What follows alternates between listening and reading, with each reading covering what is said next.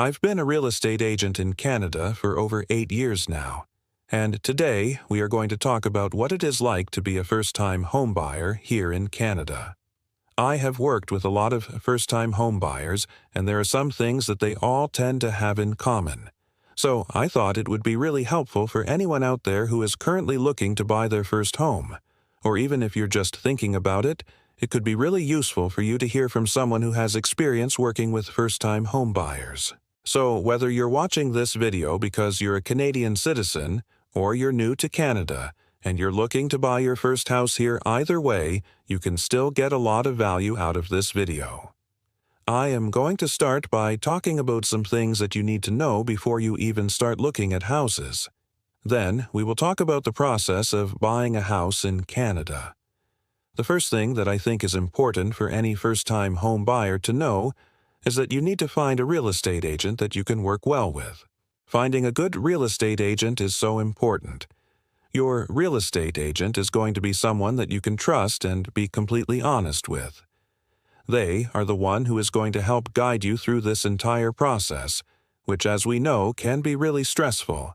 So you want to make sure that you pick an agent who is trustworthy, who has a ton of patience, because you're probably going to have a lot of questions.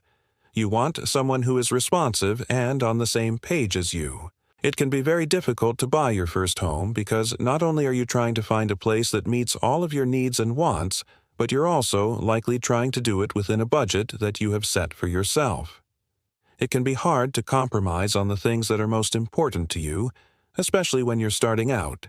So finding an agent who is a good listener and who will try to find properties that are aligned with what you are looking for is really important.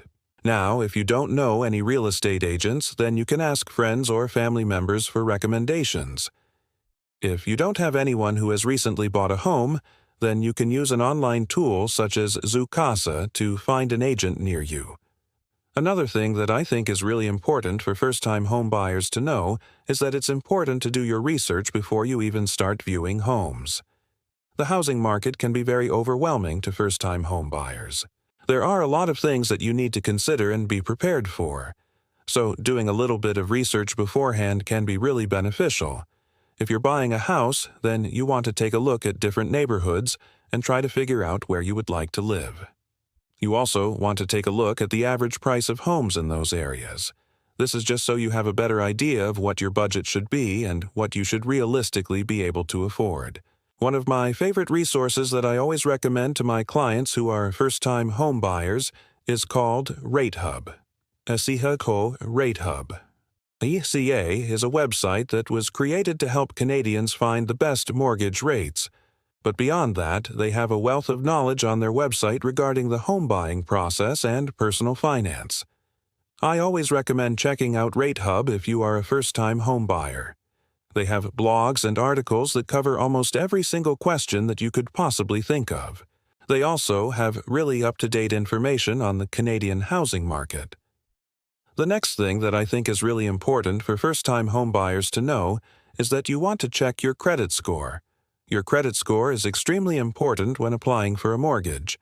If your credit score isn't good, then you might not qualify for the mortgage that you need in order to purchase a home.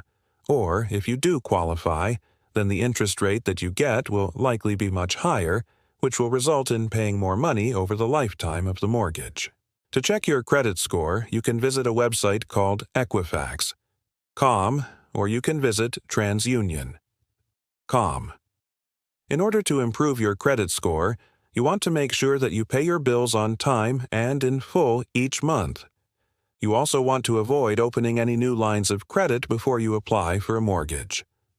Another thing that I think is really important for first-time home buyers to know is that you want to determine how much you can afford to spend on a home before you start looking. Now, the easiest way to figure out how much you can afford is to use a mortgage calculator. There are tons of mortgage calculators available online. My favorite one is on RateHub. Once you input your information, the mortgage calculator will let you know how much you can afford to spend on a monthly basis, as well as how much you can borrow. Now, it's important to keep in mind that the number that the mortgage calculator spits out for you is just the maximum that you could theoretically afford. You may want to choose to spend less than what the calculator says you can afford. Doing this will leave you with more money each month for other expenses that you have, such as food, entertainment, clothing, or even savings. The next step in the home buying process is to get pre-approved for a mortgage. Getting pre-approved for a mortgage is something that I highly recommend for all of my clients, whether they are experienced home buyers or first-time home buyers. Getting pre-approved for a mortgage lets you know how much you can actually afford to spend on a home, and it makes you a more attractive offer when you eventually submit one on a property. When you get pre-approved, the lender will look at your financial situation, and they will tell you how much they are willing to lend to you.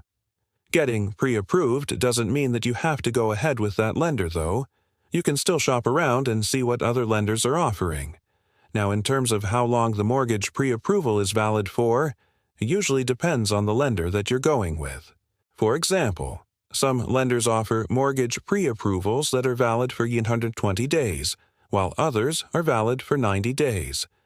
You will have to sign a few documents in order to get your mortgage pre-approval, but this is a really quick process that can usually be done within a day or two.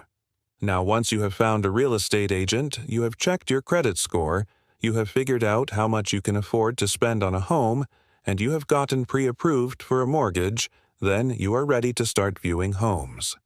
As I mentioned earlier, you want to view as many homes as possible so that you can get a feel for what is available on the market, and also so that you can get a better idea of what you like and what you don't like.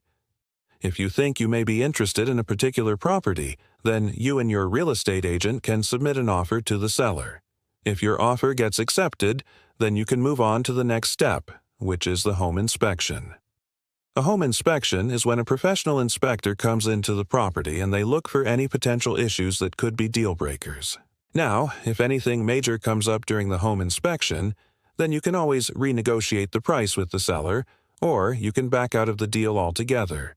Most of the time, though, the home inspection goes without a hitch, and you can then move on to the next step, which is finalizing your mortgage. Once your mortgage is finalized, you will have to sign a bunch of paperwork. Don't worry, though, your real estate agent and your mortgage specialist will be there to walk you through everything. The final step in the home buying process is closing. Closing is when you officially become the owner of the property. You will have to pay a few fees at closing, such as the purchase price of the home, any applicable taxes, and any other costs associated with buying the home. And that's it. You are now officially a homeowner. Buying your first home is a huge accomplishment. It can be a very stressful process, but it's also very exciting. As long as you do your research beforehand and you have a good real estate agent by your side, then you will be just fine. If you enjoyed this video, please give it a thumbs up and share it with any friends who may find it helpful. Also, feel free to leave any comments or questions that you have down below. I try to respond to all of the comments and questions that I get. Thank you so much for watching, and I hope to see you in my next video.